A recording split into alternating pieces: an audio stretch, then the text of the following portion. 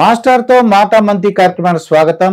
నేను మీ మాస్టర్ దుర్గా ప్రసాద్. ఈ రోజు మనతో పాటు రిటైర్డ్ పోలీస్ ఆఫీసర్ రెడ్డి గారు ఉన్నారు. సార్ నమస్కారం. సార్ నమస్కారం అండి ప్రసాద్ గారు. సార్ మీరు ఒక సీనియర్ పోలీస్ ఆఫీసర్ సార్, ఉమ్మడి ఆంధ్రప్రదేశ్లో అండి. అవునండి.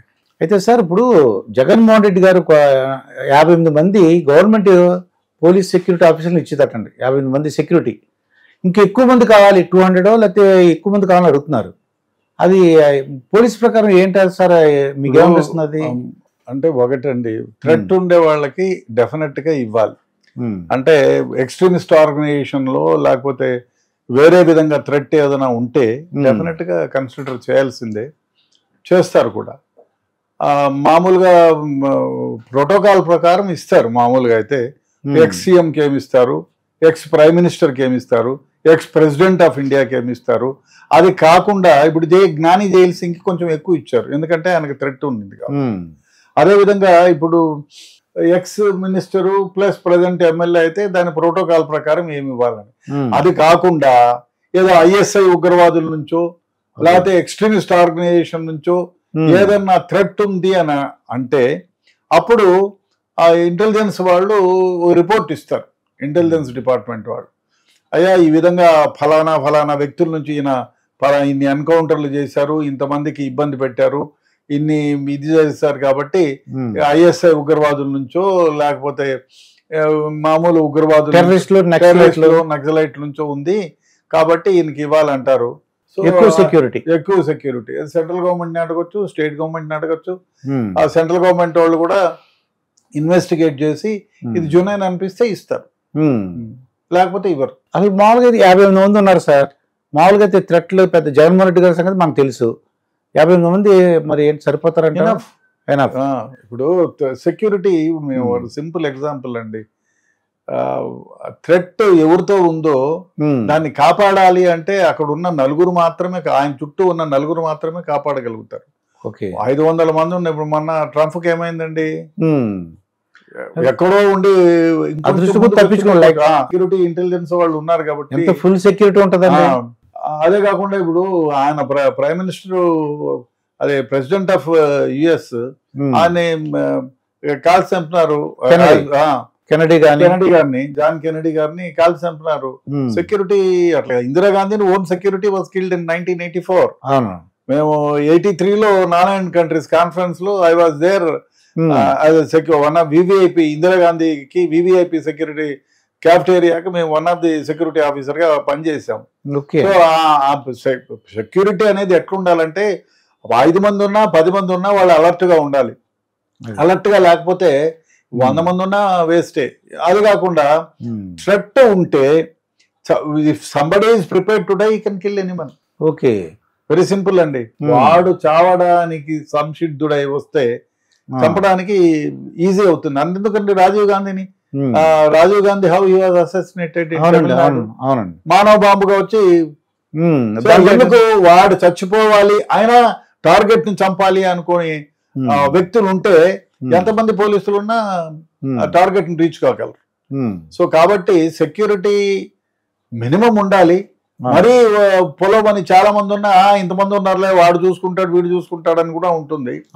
కాబట్టి సెక్యూరిటీ ఆ థ్రెట్ ను బట్టి డెఫినెట్ గా ఉండాలి. సెక్యూరిటీ అయితే ఉండాలి, ఆయనకున్న థ్రెట్ మీద ఆధారపడి ఉంటుంది. అది కూడా ఇంటెలిజెన్స్ వాళ్ళు ఆరాధిస్తారు దాని గురించి. ఎవరెవరు పైన కక్షతో ఉన్నారు, ఏమైనా చేయగలరా, డెఫినెట్ గా ఆ విధంగా ఉంటే సెక్యూరిటీ సార్. ఇప్పుడు సీతారామంజనేయులు గారిని ఒక సిఐడి చీఫ్ గా చేశారు సార్. ఆయన ఇంటెలిజెన్స్ అనుకోండి, సిఐడి కదా, ఇంటెలిజెన్స్ చీఫ్ గా చేశారు. ఆయన జగన్మోహన్ రెడ్డి గారు ఉన్నారు. ఇప్పుడు చంద్రబాబు నాయుడు వచ్చిన తర్వాత అసలు ఆయన అంటే అపాయింట్మెంట్ ఇవ్వలేదు. ఇటువంటి అవమానకరమైన పరిస్థితులు అసలు ఏంటి, ఎలా చూద్దాం సార్ ఇవన్నీ? ఒకటండి, చాలా దురదృష్టకరమైన విషయం, చెప్పకూడదు. బీయింగ్ ఏ పోలీస్ ఆఫీసర్, ఇప్పుడు ముందు కాలానికి ఇప్పుడు కాలానికి డిఫరెన్స్ ఏమిటి అంటే, మేము 1972లో మేము రిక్రూట్ అయినప్పుడు అప్పుడు ఎవరిని చూసేవాళ్ళు అంటే ఆఫీసర్లు ఒక హానెస్ట్ గా ఉంటే వాడు గొప్పోడు అనేవాళ్ళు. పాలిటీషియన్స్ కానివ్వండి, మినిస్టర్స్ కానివ్వండి. అప్పుడు ఏదో ఎంతవరకు చెప్పేవాళ్ళు అంటే, అగిసం వీరప్ప గారు మర్డర్ అటెంప్ట్ మర్డర్ కేసులో ముద్దాయిని పట్టుకొస్తే మనిషిని పంపించి చీటీ రాసి పంపించినారు. దయచేసి కొట్టద్దు, రిమాండ్కి పంపించండి అని, అంతవరకే. లాకప్లో ఎక్కువ బాధించొద్దు అని రాసినారు. అది కొట్టద్దు కొట్టద్దు అంతే, అంతవరకే.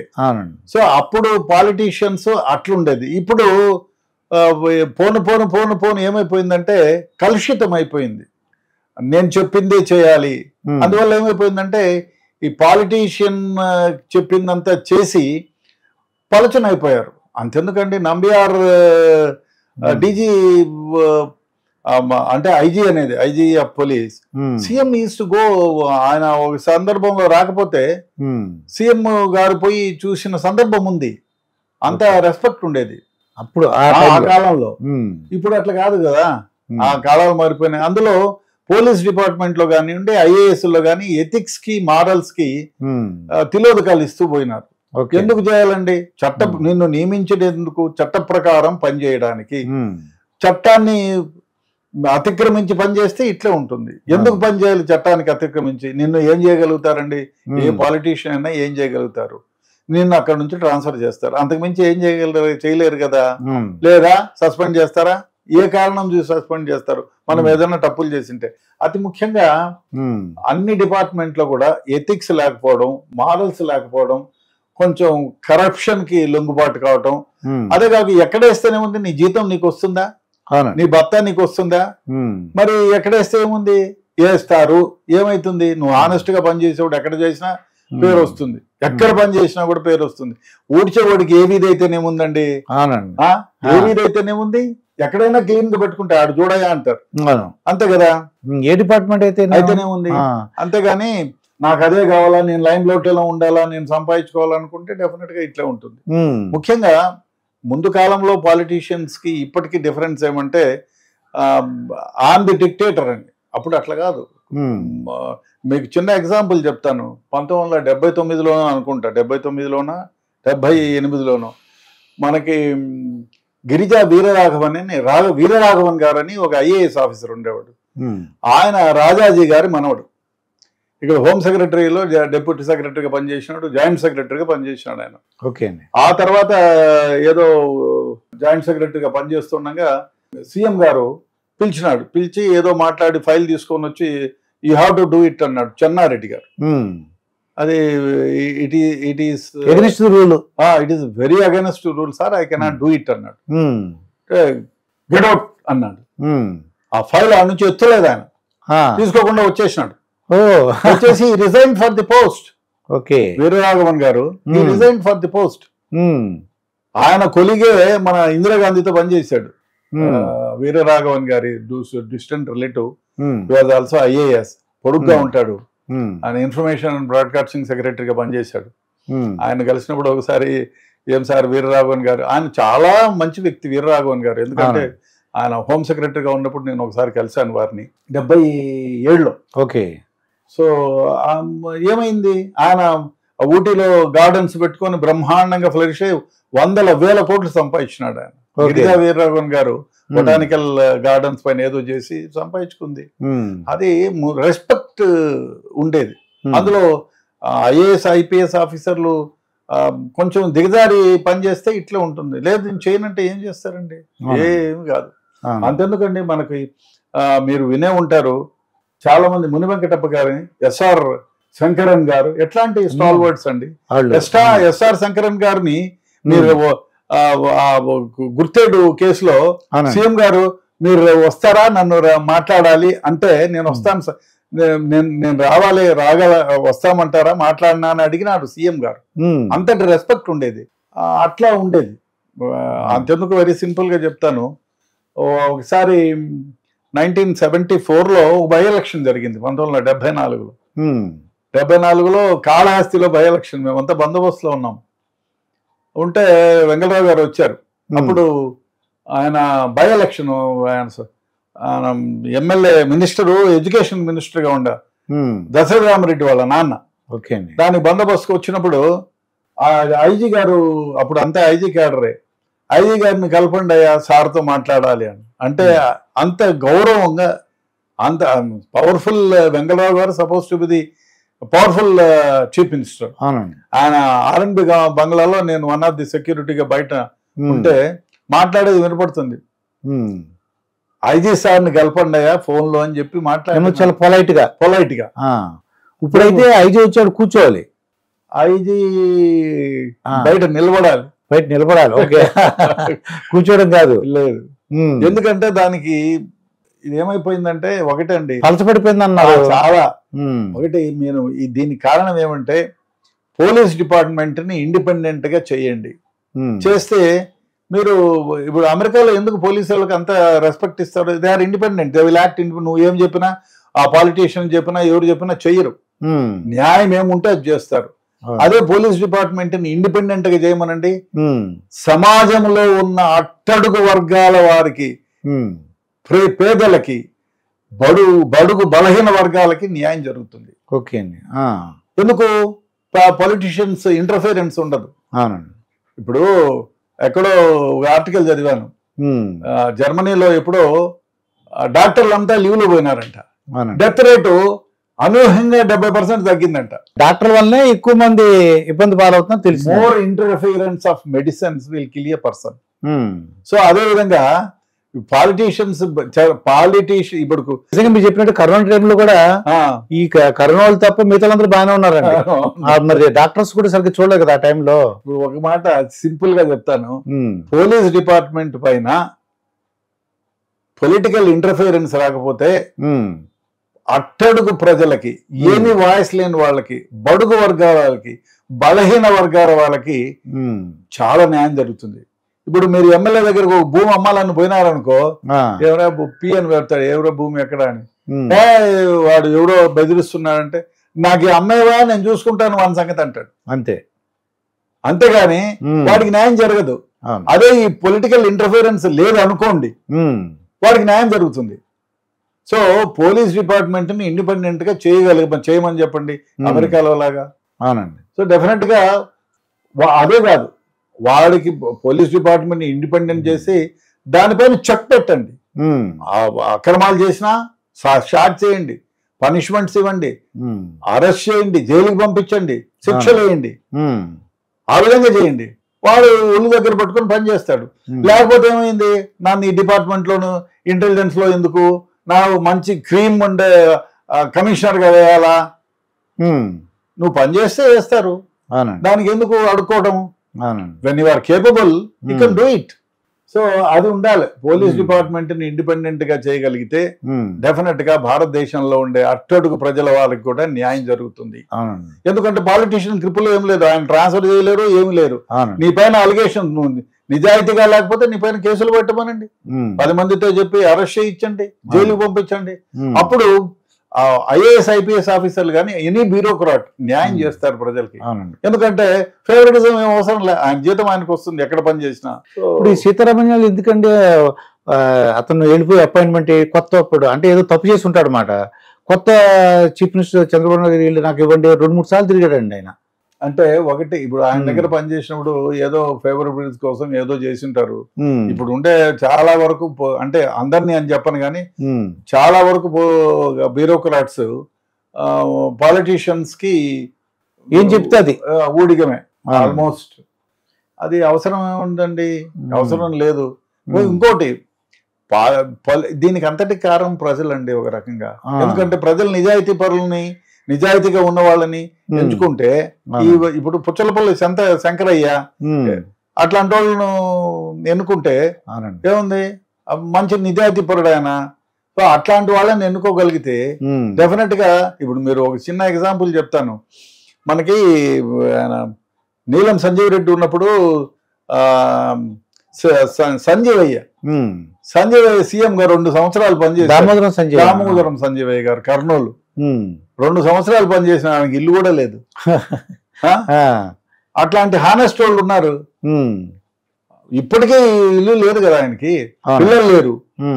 సో అట్లాంటి స్టార్ వర్డ్స్ మంచి వాళ్ళని ఎన్నుకోండి.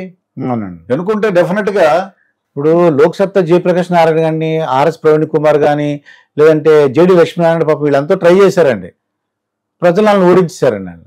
ఎందుకంటే ఆ, ప్రజలకి ఏదో అప్పుడు ఓట్లు వేయడానికి డబ్బులు కావాలా, నిజాయితీ పరుడు ప్రజల సంక్షేమాన్ని కోరుకునే వాడికి వేయాల, అది దారి తప్పిపోయింది.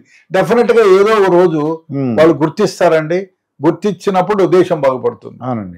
ఇప్పుడు RRR అని ఒక ఆయన ఉన్నారు సార్, రఘురామకృష్ణరాజు అని చెప్పేసి, ఆయన PV Sunil Kumar CID chief అది మాజీ మాట. ఇప్పుడు ఆయన అన్నది పోస్ట్ తీస్తారు, ఆయన మీద కేసు పెట్టారు సార్, నా మీద అన్యాయంగా పెట్టారు అంటాడు ఆయన. నిజమే, నిజమే, ఎవరు లేదండి, జగమెరిగిన సత్యం. పోలీస్ డిపార్ట్మెంట్ లో కొట్టే అధికారం లేదండి. అవునండి. ఎందుకుంది? పోలీసు మీరు అరెస్ట్ చేయండి, మాటలతో ఇంట్రాగేట్ చేయండి, పట్టుకుని కొట్టడం ఏమిటండి, తప్పు కదా. అవునండి. ఇప్పుడు ఆయన ఒక ఎంపీ సార్, ఏ పార్టీ అయినా పక్కన పెట్టండి, నేను I'm not against anybody. Okay, నాకు చంద్రబాబు ఎంతో, రాజశేఖర రెడ్డి గారు అంతే. కాకపోతే రాజశేఖర రెడ్డి గారు నాకు 79 నుంచి చాలా పరిచయం, చాలా మంచి వ్యక్తి. రాజశేఖర రెడ్డి గారి దగ్గర నేను పనిచేశాను కూడా. బట్ జగన్ గారు తెలుసు నాకు పర్సనల్ గా జగన్ గారు ఏం తెలియదండి. జగన్ కానివ్వండి, రాజశేఖర రెడ్డి కానివ్వండి, లేకపోతే ఎవరైనా వీళ్ళందరూ, కిరణ్ కుమార్ రెడ్డి గారు కూడా నాకు తెలుసు. సో ఎవరు ఏమైనా ఒకటి, మీరు ఏ విధంగా పనిచేస్తారో ప్రజలు దానికి సమానంగానే పనిచేస్తారు. ఇప్పుడు సునీల్ కుమార్ గురించి చెప్తున్నారు, ఆయన ఎందుకు ఒక ఎంపీని తీసుకొచ్చి కొట్టాలండి? అవసరం ఏముంది? మీరు అరెస్ట్ చేయాలా, చేయండి, అరెస్ట్ చేయండి, తప్పులేదు. తప్పు అరెస్టు చేసినారు, కొట్టడం ఏంటి? మీరు కొట్టి ఇప్పుడు ఏం వేసుకున్నారు? మీరు జైలుకి పోతానికి సిద్ధమా? అవసరమా మీకు? ఎవరో చెప్పమన్నారండి కొట్టమని, సార్ నేను చేయను, ఇది అగెనెస్ట్ రూల్ అంటే మిమ్మల్ని ఏం చేస్తారు? అక్కడ నుంచి పీకేస్తారు. ఏం మీ జీతం రాదా? 2-3 VR లో పెడితే 2 నెలలు జీతం రాదు, చచ్చిపోతావా? తప్పది. సునీల్ కుమార్ గారు చేసింది తప్పు. ఎందుకంటే ఒక పొలిటీషియన్ పట్టుకొచ్చి కొట్టడం, బాగా మ్యానిపులేషన్. 3 డాక్టర్లతో చెప్పించినారు. ఆ డాక్టర్లు ఏమన్నారు? ఈ పోతే రేపు వాళ్ళ మిలిటరీ వాళ్ళు డాక్టర్ దగ్గర పంపించినారు, మిలిటరీ వాళ్ళు ఉన్నట్టుగా రాసినారు. ఇప్పుడు ఈ డాక్టర్లు పోయినారు, ఈ సునీల్ కుమార్ వేరే వాళ్ళు ఎవరైతే అక్కడ ఇన్వాల్వ్ అయినారో అందరూ ఇబ్బంది పడ్డారు. అవసరమా? అదే కాదండి, మీరు తప్పు చేసిన తర్వాత ప్రతి ఒక్కళ్ళు మదనపడి చావాల్సి వస్తుంది. దానివల్ల తప్పు చేశాను అని మనస్సాక్షి డెఫినెట్ గా మనస్సాక్షి ఉంటుంది. మీరు ఎంత పని ఒత్తిడికి, ఇతరుల ఒత్తిడి వల్ల మీరు పనిచేసినా తర్వాత జీవితాంతం దాని గురించి ఏలెత్తి చూపుతారండి లైఫ్ లాంగ్. ఇప్పుడు రాజేంద్ర రెడ్డి గారు అని చెప్పేసి ఆయనేమో డీజీపీ, చాలా మందిని పక్కన పెట్టేసి రాజేంద్ర రెడ్డి గారిని తీసుకున్నారండి డీజీపీగా. అంటే ఆ క్యాస్ట్ ఏమైనా ఉపయోగపడుతుంది అంటారు సార్ ఒక పొలిటీషియన్ కన్నా? అది మీరు చిన్న మాట చెప్తానండి, క్యాస్ట్ వాళ్ళని తీసుకుంటారు, ఫేవర్నెస్ చేసుకుంటారు. ఇప్పుడు మీరు ఇక్కడే తీసుకోండి, టెలిఫోన్ ట్యాపింగ్ కేసులో ఏమైంది? క్యాస్ట్ వాళ్ళని తెచ్చుకున్నారు, వాళ్ళు అండూ అడ్వాంటేజ్ కోసం వాళ్ళు ఏం చేశారు? అండూ అడ్వాంటేజ్ కోసం ఆయన ఒకరిని ట్యాప్ చేయమంటే 4 ట్యాప్ చేశారు. ఆ ట్యాప్ చేసింది ఏమైంది? సొంత వాళ్ళకి కూడా ఉపయోగించుకున్నారు. ఇప్పుడు ఏమైంది? ఆ పోలీస్ ఆఫీసర్లు అంతా జైల్లో ఉన్నారు, చేయించినోడేమో హాయిగా ఉన్నాడు. అవును, చేయించినోడు బాగానే ఉన్నారు కదా, సంపాదించుకున్నారు. ఆ పొలిటీషియన్స్ బాగానే ఉన్నారు. చేసినోడు ఏమైనారు? పోలీస్ ఆఫీసర్లు ఇరుక్కున్నారు, జైల్లో ఉన్నారు. ఎంత బాధాకరం అండి. పారిపోయేమో అమెరికాలో దాగున్నారు, ఆరోగ్యం బాగాలేదని చెప్పుకొని అమెరికాలో. అది క్షణక్షణం బతుకుతూ చస్తూ బతకటమే ఆరోగ్యం బాగాలేనప్పుడు. అవునండి. టెలిఫోన్ ట్యాపింగ్ ఎవరికి చేయాలా? టెలిఫోన్ ట్యాపింగ్ చేసేది ఎవరికి చేయాలి?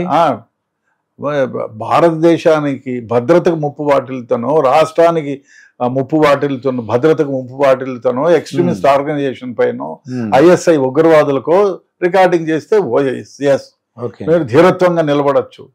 అంతేగాని మీరు ఆ పాలిటీషియన్ కి ఈ పాలిటీషియన్ చేస్తే నువ్వు ఎలకాలం ఉండలేవండి.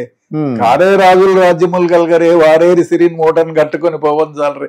ఎంతమంది శిబి చక్రవర్తి, పురూరగుచ్చుడు, అశోకుడు, వీళ్ళకంటే గొప్పవాళ్ళ, వీళ్ళ వంశాలే లేవండి.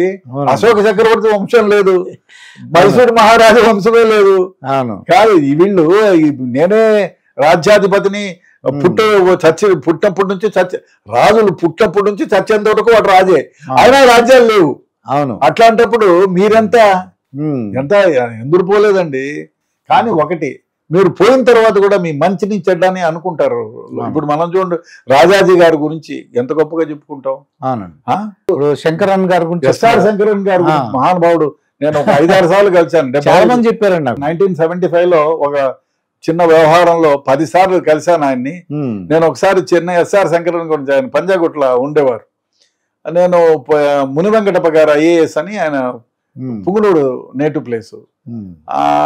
మాకు రిలేటివ్ ఒక ఆయన ఉంటే, మీరు పోయినాను ఆయన దగ్గర పోయి మాట్లాడితే, నువ్వు పో రెడ్డి అన్న ఫలాని క్వార్టర్స్లో ఉంటారని. ఉదయాన్నే పోయినానండి 8 గంటలకు ముందే. ఆయన బనీన్ వేసుకొని టవల్ మీద వేసుకొని గార్డెన్లో కట్ చేస్తున్నాడు. పోయి ఏమయ్యా బాబు సార్ ఉన్నాడా శంకరన్ సార్ అంటే, లోపల పోయి కూర్చో వస్తాడన్న. ఆవిడ పోయి వరండాలో కూర్చున్నా. ఒక అర్ధగంట తర్వాత వచ్చి టవల్ మొహం చూసుకొని ఇంట్లోకి పోయి షర్ట్ వేసుకొని, ఎస్ఆర్ శంకరన్ సార్ నేను ముని వెంకటప్ప సార్ పంపించారంటే, అంతటి గొప్ప వాళ్ళండి వాళ్ళు. చాలా గొప్ప వ్యక్తి ఎస్ఆర్ శంకరన్ గారు. ఆయన చాలా సందర్భాల్లో కలిశాను. మహానుభావుడు, చాలా గొప్ప వ్యక్తి. ఇప్పుడు మీరు చెప్తుంటే మరి జవహర్ రెడ్డి గారు ఉన్నారు కూడా, ఆయన చీఫ్ సెక్రటరీ. ఎంత అవమానకరంగా ఆయన, మరి ఎంత చెడ్డ పేరు వచ్చిందండి ఆయనకి. ఒకటి మీరు గుర్తుపెట్టుకోండి, 60లో సెకండ్లో 70వ సెకండ్లో మీరు పొలిటికల్ లీడర్స్ కూడా తీసుకోండి. మీరు ప్రకాశం పంతులు గారి దగ్గర నుంచి తీసుకోండి, వాళ్ళు హానెస్టీగా బ్రతికారు. ప్రకాశం పంతులు ఎవరో ఏదో చెప్పేవాళ్ళు, రైల్వే టికెట్ లేదు రే నాకు రైలు టికెట్ బుక్ చేయరా అని బ్రహ్మానంద రెడ్డికి ఎవరికి చెప్పినాడంట. అప్పట్లో ₹2 ₹5 ఎంతో. సో అది అంత హానెస్ట్గా బ్రతికారు వాళ్ళు. అంటే వాళ్ళకి డబ్బు మీద వాంఛ లేదు, ప్రజలకు సేవ చేయాలన్నటువంటి సంకల్పం. అందువల్ల ఏమైందంటే వాళ్ళకి ఆ ఖ్యాతి నీతి అప్పటికి గొప్పగా అనుకుంటాం. సో అది పోను డిటోరియేట్ అయిపోతా వచ్చింది. అప్పుడు డబ్బులు ఖర్చు పెట్టేవాళ్ళు కాదు. ఇప్పుడు ఎమ్మెల్యే కావాలంటే 10 కోట్లు కావాలి, 10 కోట్లు కాదు 50 కోట్లు కావాలి. అవునండి. అదే కాకుండా సీఎం మినిస్టర్ కావాలంటే ఆయనకు సీఎంకు 100 కోట్లు ఇవ్వాలా, అధిష్టానానికి ఇంత పంపించాలా. సో ఆ విధంగా అయిపోయింది. సో హానెస్ట్ గా సిన్సియర్ గా ఉండే వాళ్ళకి దారి లేదు, తావు లేదు. సో కరప్ట్ పొలిటికల్ లైఫ్ అయిపోయింది. ఎందుకంటే వాళ్ళకు లైమ్ లైట్ లో పొలిటికల్ గా ఉండాలంటే డబ్బు ఖర్చు పెట్టాలా. మీ బోట్ వాళ్ళని వేరే వాళ్ళని ఎవరినన్నా చేయరు కదా. హానెస్ట్ గా ఉన్నారు నాకు చేయమంటే చేయరు. ప్రజలు బాధ్యులు. నిజం చెప్పాలంటే నేనేమి లేకుండా డబ్బులు తీసుకోకుండా ఓటేస్తాము, హానెస్ట్ గా ఉండేవాడు. నోటాని చేయండి, I will not recommend for this man అని. అంతే. అది బాగా పొలిటికల్ గా అంటే ప్రజల్లో ఆ విల్ ఉంటే డెఫినెట్ గా మంచి వాళ్ళని ఎన్నుకుంటారు. ఇప్పుడు ఏమైంది, హసీనా 15 సంవత్సరాలు బంగ్లాదేశ్ పరిగెత్తుకొని వచ్చేసి లేదండి ఇండియాలో తలదాచుకుంది. నిన్న రాత్రి షీఈ్ ఇన్ ఇండియా. ఇండియాలో తలదాచుకుంది. సో ఆ పరిస్థితి ఏర్పడుతుంది. ఎందుకు ఆమె మొదట్లో 5 years బాగానే చేసింది, తర్వాత కరప్షన్, బంధు ప్రీతి, అదే కాకుండా ఆమె అనుకున్నవన్నీ చేయడానికి ప్రత్యర్థుల్ని ఇబ్బంది పెట్టడం, దట్ ఈస్ ద రీజన్. ఆమె ప్రత్యర్థుల్ని ఎప్పుడైతే కక్ష సాధింపు చర్య చేసి పెట్టారో పొలిటికల్ రివెంజ్ వచ్చింది ప్రజల్లో. అట్లా రివోల్ట్ ప్రజల్లో వస్తే ఎంతటి వారైనా ఏం చేయలేరు. ఇప్పుడు ఆంధ్రప్రదేశ్ లో కూడా అలాగే జరిగినట్టు అనిపిస్తుంది నాకు. జగన్మోహన్ రెడ్డి గారి విషయంలో 151 నుంచి 11 మంది పడిపోయారండి. రివాజ్ చేసుకోవాలి మనం ఏం చేసాము. ఇప్పుడు పవర్ ఎప్పుడు ఉండదండి. పవర్ భగవంతుడు పైన ఉన్నాడు, ఆయన అన్ని చూస్తూ ఉంటాడు. పవర్ ఉంది నేను ఏమైనా చేయగలుగుతానంటే తప్పది. పవర్ ఎంతకాలం ఉండదండి. ఇప్పుడు రేపు ఏమైతుందో నీకు తెలియదు. మనం అనుకోవచ్చు నేను ఆరోగ్యంగా ఉన్నాను, గొప్పగా ఉన్నానని. ఇందిరాగాంధీ 1984లో గంట క్రితం she has given international interview ఒకటి ఇచ్చింది. ఇంటర్వ్యూ నుంచి బయటకు రాగానే ఫైర్ చేసి చంపేశారు. సో కాబట్టి ఇప్పుడు మనం లాల్ బహదూర్ శాస్త్రి గారు టెంపరరీ ప్రైమ్ మినిస్టర్ అని ఎంత గొప్పగా పొగుడుతున్నాం వారి గురించి. సో మంచి పనులు డెఫినెట్ గా నిలిచిపోతాయండి. చెడ్డ పనులు చేస్తే ఇప్పుడు మనం అనుకుంటాం నేనే అహం బ్రహ్మస్వేని, అది ఎంతకాలం పనిచేయదండి, చేయదు. ఎందుకు చేయదంటే అది కొంతవరకే. నువ్వు ఒకటే, మీరు ప్రజలకు మేలు చేయాలి, అదేవిధంగా మేలు చేయాలనేటువంటి ఉద్దేశం చాలా మంచిది. కానీ ఆ ముసుగులో ఎదుటి వాడికి అన్యాయం చేయడం మహా తప్పు. అదండి. కాబట్టి డెఫినెట్ గా ఇటువంటి ఈ మధ్యకాలంలో అదే కక్ష చర్య రాజింపు ఉన్నాయండి. అది తప్పు. 53 అంటే మొన్న ఆంధ్రప్రదేశ్ ప్రభుత్వం 53 మంది డిఎస్పీలని విఆర్ లో పంపించేసిన, అంటే వాళ్ళందరూ కూడా అక్రమ కేసులు పెట్టారట ప్రజల మీద. తప్పు కదా. వాళ్ళందరూ కూడా విఆర్ లో పెట్టారు పక్కనంతా. ఏంటంటే ఓ పార్టీకి అనుకూలంగా పనిచేసి వాళ్ళు ఎవరు అరెస్ట్ చేయమంటే వాళ్ళని అరెస్ట్ చేసేసి. తప్పు కదా. కేసు లేకుండా అరెస్ట్ చేస్తే రేపు పొద్దున్న ఏమవుతారు? మనం ఇవాళ నేను పవర్ ఉంది కదా అని అరెస్ట్ చేస్తే రేపు పొద్దున్న గవర్నమెంట్ ఎంతకాలం ఉంటుందని ఇంకో గవర్నమెంట్ వస్తుంది. అప్పుడు నిష్పక్షపాతంగా ఎంక్వైరీ చేస్తే మీరు దోషులుగా తేలిపోతారు, మీకు జైలు శిక్ష పడుతుంది. కాబట్టి దొంగ కేసులు పెడితే పడుతుంది సార్ వాళ్ళకి, డెఫినెట్ గా జైలు శిక్ష పడుతుంది. ఎందుకు పెట్టారండి? ఇప్పుడు మీరు తప్పుడు కేసులో ఒక మనిషి పైన పెట్టారు, దాన్ని ప్రూవ్ చేసుకోవాల్సిన బాధ్యత మీకు. మీరు రాంగ్ ఛార్జ్ షీట్ వేస్తే ఆ దురదృష్టకరమైన విషయం. నిన్న పేపర్లో చదివి ఒక అతన్ని తల్లిని మర్డర్ చేశారని అసలు సాక్ష్యాలు లేకుండా జైల్లో పెట్టారు. నిన్న రిలీజ్ అయ్యారు అబ్బాయి 11 ఏళ్ల తర్వాత. ఎంత దురదృష్టం. ఆ పాపం ఎక్కడికి పోతుందండి? అవునండి. కాబట్టి డెఫినెట్ గా తప్పు చేయకూడదు, తెలిసి తప్పు చేయకూడదు. ఎవరన్నా చెప్పినారని తప్పు చేయడం మహాపాపం. అంటే ఇప్పుడు వీళ్ళు ఎందుకంటే అంటే ఇప్పుడు ఇంటెలిజెన్స్ చీఫ్ సీతారామన్లో కానీ పివి సునీల్ కుమార్ వాళ్ళు అదొక రకంగా వెళ్ళిపోతారంటారా? వద్దు, మీరు చెప్పిన మంచి రూల్స్ వాళ్ళకి ఎందుకు తెలియవు అంటారు? తెలియక కాదు, అదొక మాయలో పడిపోతారో, లేకపోతే నాకు పవర్ ఇప్పుడు కావాలనో, ఒకరి మెప్పు పొందాలనో, ఒక పొజిషన్ లో ఉండాలనో.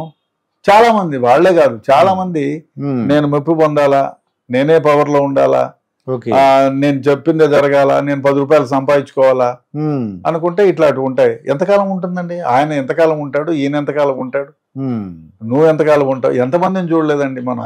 ఇప్పుడు ఎన్టీఆర్ రామారావు గారు చీఫ్ మినిస్టర్ ఉన్నప్పుడు మీకున్న అవగాహన, అడ్మినిస్ట్రేషన్ ఎలా ఉంటుంది సార్ ఆయన విషయంలో? చాలా ఇదిగా ఉండేదండి. ఆయన ఉన్నప్పుడు జగన్మోహన్ రెడ్డి గారిని లేకపోతే కేసీఆర్ గారిని కంపేర్ చేసాం అనుకోండి, ఆయన డెఫినెట్ గా ఆయన భోళాశంకరుడు. ఎన్టీ రామారావు గారు భోళాశంకరుడు. మీరు ఎక్కువగా హైదరాబాద్ లో పనిచేసినట్టున్నారు. హైదరాబాద్ లో పనిచేశాను నేను. ధర్మవరం, అనంతపూర్ జిల్లా ధర్మవరం పనిచేస్తే ఆయనతో కలిసి కర్ణాటక బార్డర్ వరకు నేను ట్రావెల్ చేయాల్సి వచ్చింది బందోబస్తులో. చాలా గొప్ప వ్యక్తి. చాలా అంటే ఆయన మాట కఠోరైనా చాలా మంచి నిర్ణయాలు తీసుకున్నాడు. మంచి వ్యక్తి. ఆయనకు సంపాదించాలనేటువంటి దురాలోచన లేదు. Great administrator. కాకపోతే ఆయన, నేను నర్సయ్య గారు ఇద్దరం కలిసి పనిచేసామండి సిఐడిలో. నర్సయ్య గారు ఆయనకు, నేను ఆయనతో ఇంటర్వ్యూ చేశానండి నర్సయ్య గారు. నర్సయ్య గారు ఆయన చాలా కాలం వారికి పనిచేశారు. నేను సిఐడిలో ఉన్నప్పుడు నర్సయ్య గారు ఎస్పీ, నేను పనిచేశాను. నార్కోటిక్ లో ఉన్నప్పుడు కూడా, ఈ నార్కోటిక్స్ డిపార్ట్మెంట్ లో ఉన్నప్పుడు లేదు, నేను సిఐడి కౌంటర్ ఫిట్ కరెన్సీలో పనిచేసినప్పుడు నర్సయ్య గారు అడ్మినిస్ట్రేటివ్ ఎస్పీగా ఉన్నారు. ఆ విధంగా ఒకసారి 2 సార్లు అక్కడ వారిని కూడా కలవడం జరిగింది. నేను ధర్మవరంలో ఉన్నప్పుడు ఎన్టీ రామారావు గారు బర్త్డేఫ్ అయినప్పుడు నేను ఫైర్ ఓపెన్ చేశానండి. 3 మెంబర్స్ డైడ్. సరే, ఎన్టీ రామారావు గారితో మీరు ఒక బెంగళూరు వరకు వెళ్ళన్నారు కదా, మడకశిర, ధర్మవరం టు మడకశిర. చాలా గొప్ప విషయం, గొప్పవాడు ఆయన. ఉదయాన్నే ఆయన బ్రేక్ఫాస్ట్ 4 గంటలకే. 4 గంటలకి బ్రేక్ఫాస్ట్. కోడి ఉండాలా, ఒక కోడి మొత్తం అయిపోయిన తర్వాత తిన్నారా అని అడుగుతారు. ఏమిటో ఎవరక్కడ భోంచేశారా వారు? అయితే నిజం మీ అంతా ఊరిని అంటున్నారు అనమాట. చాలా గొప్ప వ్యక్తి అండి. చాలా ఓకే. ఆయన నాన్ వెజిటేరియన్ అంటే చాలా ఇష్టం అన్నమాట. చాలా ఇష్టం. కోడి మొత్తం. అతను ఈనాడులో పనిచేశాడు, చనిపోయినాడు ఈ మధ్యనే. ఆయన పేరు ఏదో ఉంది. ఆయన నేను ఇద్దరం కలిసే పోయాం వెహికల్లో. అంతవరకు బందోబస్తు చాలా. ఆ ఎన్టీ రామారావు బర్త్డేఫ్ అప్పుడు ధర్మవరం టౌన్లో పెద్ద గొడవ అయింది. గొడవ అయితే దాన్ని ఫైర్ ఓపెన్ చేశాను. 3 మెంబర్స్ డైడ్. ఆ తర్వాత ఇదైంది. నాకు అనిపించింది నాకు ఎఫ్ఐఆర్లు ఏదో కడతారని. ఆ కేసులు కూడా పిలిపించారు. కేసులు ఏమి లేకుండా చేశారు. Very good. మంచి. మళ్ళీ ఆయన రీఇన్స్టేట్ అయ్యారు. అప్పుడు మన నాదేళ్ల భాస్కర్ రావు టైంలో. అవునండి. Very good man, very good man. నాకు అంటే ఏమి మనసులో పెట్టుకోకుండా మాట్లాడతాడు. తిట్టాలనుకుంటే తిట్టేస్తాడు, చెప్పాలనుకుని చెప్పేస్తాడు. అట్లా అనిపించింది నాకు. అలా అనిపించింది. అవునండి. మీరు వెళ్ళినా కూడా బ్రేక్ఫాస్ట్ కూడా మీరు కూడా చేయాల్సిందే. చేశారు లేదా ఎంక్వైరీ చేస్తారు. గొప్ప మనసు ఉంది ఆయన. తొందరగా పడుకుంటారని తెల్లవారుజామున మరి 3:30కంతా లేచిపోతారు. 3:30కి లేచిపోతాడు. నేను ఒక ఇంటరాక్ట్ తర్వాత ఈ కేసులో ఒకసారి పిలిపించినారు, పోయినాను. అబిడ్స్ లో నన్ను కూడా 4 గంటలకు రమ్మన్నారు, పోయాను. 4 గంటలకి గొప్ప వ్యక్తి. సార్ ఇప్పుడు రాజశేఖర రెడ్డి గారికి వాళ్ళ అబ్బాయి జగన్మోహన్ రెడ్డి గారు ఇద్దరు కూడా చీఫ్ మినిస్టర్లు చేశారండి. అసలు ఏంటి తేడా? ఒక చీఫ్ మినిస్టర్ గా రాజశేఖర రెడ్డి గారికి అలా జగన్మోహన్ రెడ్డి గారికి అన్న తేడాలు చెప్పారు. రాజశేఖర రెడ్డి స్టాల్ వర్డ్ అండి. ఆయన్ను ఎవరితో పోల్చలేదు, ఎవరితో పోల్చలేదు. రాజశేఖర రెడ్డి నాకు 1979 నుంచి తెలుసు. నేను తాడిమర్రిలో పనిచేసేటప్పుడు మొట్టమొదటిసారి నా పోలీస్ స్టేషన్లోకి వచ్చారు ఆయన. ఏదో ధర్మవరంలో ఒక కేసు ఏదో ఉంటే వచ్చారు. తర్వాత నేను ధర్మవరం వచ్చినప్పుడు కూడా 2-3 సార్లు కలిశారు. ఆ విధంగా అక్కడ అప్పుడు ఆ తర్వాత కూడా నాకు పరిచయం. అంటే గర్వంగా మాట్లాడేవారు సార్ అన్న? లేదు, చాలా ప్రేమగా రెడ్డనా అని. అంతెందుకండి, నేను మా సన్నిలా ఇప్పుడు additional secretary to government of India, is incharge of South African continent, 56 దేశాలకు హెడ్ మా సన్నిలా. ఆయన నేను నా అబ్బాయి కార్డు ఇచ్చేదానికి పోతే, I was assistant commissioner of police there in Charminar. పోతే కమ్ రెడ్డనా, కమ్ సార్, ప్రేమగా భుజం మీద చేసి తలుపేసి తలుపు దగ్గర కాలు వెనక్కి పెట్టి మాట్లాడి కార్డు ఇస్తే, పెళ్ళా వస్తాను అని ప్రేమగా మాట్లాడతాడు. నేను ఏసీపీ బేగంపేట ఉన్నప్పుడు 3 years దగ్గర 2 years పైన బేగంపేట ఉన్నప్పుడు ప్రతిరోజు ఆయన బయటికి వెళ్ళాలంటే ఆయన దర్శనం ఉండేది. ఆయన గర్వం ఎక్కడండి, అబ్బో అసలు ప్రత్యర్థులకు కూడా ఆయన దేవుడే. ప్రత్యర్థులు కూడా సాయం చేశారండి ఆయన, చాలా సాయం చేశారు. పోలీస్ కేసులు ఇరుక్కున్నప్పుడు అయితే ఏం చేస్తారు, అరెస్ట్ చేయించేస్తారు. అవును, అట్లా కక్ష సాధింపు చర్య లేదు. నేను కూడా ఆయన ప్రత్యర్థులుగా ఉండేవాళ్ళు ఎవరు పోయినా ఫస్ట్ ఇంటర్వ్యూ ఇస్తాడు, వాళ్ళకి కూర్చోబెడతాడు, మాట్లాడతాడు, వాళ్ళ కష్టం అది తెలుసుకుంటాడు. వాళ్ళు అందుకే సరెండర్. నారాయణ ఒకసారి చాలా చెడ్డగా మాట్లాడిన నారాయణ ఎయిర్పోర్ట్కి వస్తే, ఆయన ఎయిర్పోర్ట్ లాంజ్లో ఫ్లైట్ లేట్ ఉంటే 1 hour కూర్చొనేవారు. అప్పుడు జన్నత్ హుస్సేన్ సార్ ఉండేవారు. నేను ఎప్పుడు నేను పోయి సార్ నారాయణ, సరే రమ్మను రెడ్డన్నా, తీసుకురా మన నారాయణ, కూర్చోబెట్టి ఆయనతో మాట్లాడి అందరిని పక్కకు పోమని మాట్లాడి ఎయిర్పోర్ట్ లాంజ్లో. ఆయన చాలా గొప్ప వ్యక్తి అండి. చాలా అంటే అయితే నారాయణ అయితే రావద్దని చెప్పుకొని ఏదో ఇట్లా ప్రత్యర్థి ఎవరున్నా కానీ పిలిపించుకొని వాడి కష్టం ఏదో చూసుకొని మాట్లాడి పంపించేవాడు. కక్షపూరిత చర్యలు అండి, ఆయన కొట్టండి ఈయన కొట్టండి, లేదు క్వశ్చనే లేదు. ఆ మనస్తత్వమే కదా ఆయనది. అంతెందుకు, నాకు ఒకసారి ఏదో నేను ఒకప్పుడు ఒక పోలీస్ ఆఫీసర్ వైఫ్ని నేను ఎప్పుడో అరెస్ట్ చేశాను. ఆ కక్ష సాధింపు చర్యగా ఒక పెద్ద ఆఫీసరు నన్ను ఏదో ఇబ్బంది పెట్టాలని చూస్తే, నేను బేగంపేట నుంచి ట్రాన్స్ఫర్ అయినప్పుడు పొద్దున్న 4:30 పోయినాను. సూరికి చెప్పిన, సూరి నేను ఇట్లా వస్తున్నానంటే 4:30 5కు రమ్మన్నాడు. 5కు పోయినాను. పోతే నేను సారు కొంచెం ట్రేడ్మిల్ పైన చేసి దిగి వస్తున్నాడు, నన్ను చూసినాడు. సూర్య మన రెడ్డన్న నేను వాడిని నిలబెట్టినా, పిలుచుకురా అన్నాడు. పిలుచుకొచ్చా, రెడ్డన్న నువ్వు అందరినీ కలుసుకొని నువ్వు కాఫీ తాగిపో సూర్య. కాఫీ గీఫీ తాగిన తర్వాత ఏమి ఇట్లా అప్పటికప్పుడు జన్నత్ హుస్సేన్ పిలిపించి ఇది సమస్య చేసి, ఆయనకి తెలిసిన వాడు ఉంటే 1000 మందిలో ఉన్నవాడు, చిన్నోడా పెద్దోడా అని లెక్క పెట్టుకోండి. అలాగే అసిస్టెంట్ కమిషనర్ చార్మినార్ ఉన్నప్పుడు ఈ రాజీవ్ గాంధీది ఏదో జరుపుతారు అక్కడ. అప్పుడు ఆడిపోయి నేను దూరంగా నిలబడుకున్నా, బికాస్ మై డీజీ అడిషనల్ డీజీలు వాళ్ళు ఉంటే రెడ్డనా రా అన్నాడు. అంతటి గొప్ప వ్యక్తి. ప్రేమ ఎక్కువైతే వాడు సార్ అంటాడు. ఎవరు తారతమ్యం లేదు, పేరు పెట్టి పిలుస్తాడు. ఎంతమందిలో ఉన్నా ఏం విషయం కనుక్కుంటాడు. మీ కుటుంబ సమస్యలను కూడా అడుగుతాడు. ఎలా ఉన్నావు ఏంటి, పిల్లలు అప్పుడు మీ అబ్బాయి ఏం చేస్తున్నాడు అని అడుగుతాడు. ఆయన ఆయన ఆయన ఇది ఎవరికి రాదండి. ఆ టీవీ ఎవరికి రాదు, ఆ గౌరవం ఇచ్చే పద్ధతి ఎవరికి రాదు. ఆయన కక్ష సాధింపు చర్యలు లేవు. ఇప్పుడు జగన్మోహన్ రెడ్డి గారి విషయం అలా కంపేర్ చేసాం అనుకోండి, ఏమనిపిస్తుందని మీరు విన్నారు కదా. నేను జగన్మోహన్ రెడ్డి దగ్గర పని చేయలేదు, కానీ వినడాన్ని బట్టి చూస్తే ఆయనకి ఈయనకి అసలు పాతాలకి ఉన్న అంత తేడా ఉంది అంటారు. ఎందుకంటే ఆయన అట్లాగే రాజశేఖర రెడ్డి గారు ఉదయాన్నే వచ్చేస్తారండి, ప్రజల్లోకి వస్తారు. ఎయిర్పోర్ట్లో ఉన్న 100 మందితో మాట్లాడతాడు, అక్కడ తీసుకుంటాడు, సమస్య ఏదో అడుగుతాడు, పోతాడు లోపలికి మాట్లాడతాడు. ఎయిర్పోర్ట్లో ఒకసారి మీకు చెప్తున్నాను, ఆయన వైజాగ్ బయలుదేరుతున్నారంటే నేను ఎయిర్పోర్ట్లో క్లియరెన్స్ ఇవ్వాలి, అంటే ఎయిర్పోర్ట్ ఆఫీసర్ అన్నమాట.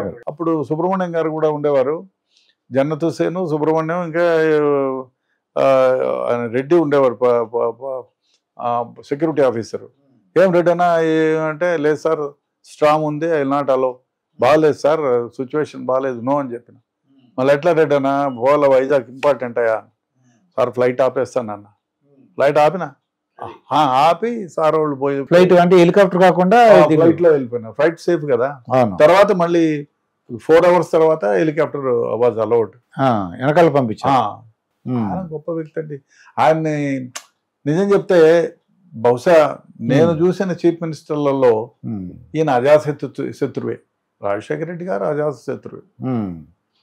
ఆయనకు కక్ష చేయాలా, కక్ష సాధింపు. ఆయన అన్నాడు ఒకసారి వాళ్ళ తండ్రిని చంపిన వాళ్ళ విషయంలో ఆయన చంపించాలంటే 10 నిమిషాల పని. No let law takes his own course. నాకేం అంతెందుకు, నేను సిఐడిలో ఉన్నప్పుడు మా ఒక కేసు ఇన్వెస్టిగేట్, చాలా పెద్ద పెద్ద కేసులు చాలా వరకు ఇన్వెస్టిగేట్ చేసిన బాంబుల శివారెడ్డిని ఆయన ఇక్కడ కళ్యాణ మండపంలో పెళ్లికి అటెండ్ అయితే మర్డర్ చేశారు. ఆ కేసు ఇన్వెస్టిగేషన్ నేనే చేశాను. అందులో ఇప్పుడు కొందరు మినిస్టర్లు కూడా అయినారు, వాళ్ళని కూడా అరెస్ట్ చేశాను. అప్పటి నుంచి కూడా రాజశేఖర రెడ్డి గారు తెలుసు. జగన్మోహన్ రెడ్డి గారికి ప్రజలను కలవరటండి, ఎమ్మెల్యేకే కలవలేదు అంటున్నారు.